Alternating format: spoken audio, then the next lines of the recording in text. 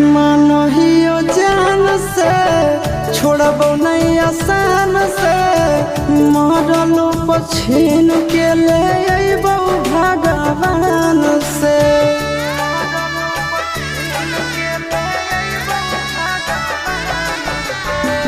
मानहियो जान से छोड़बो नहीं आसान से मरलो पछीन के ले अइबो भगवान से।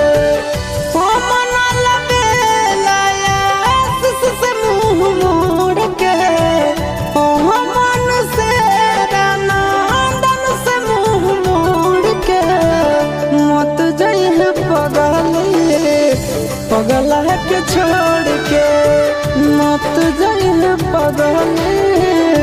पगला के छोड़ के।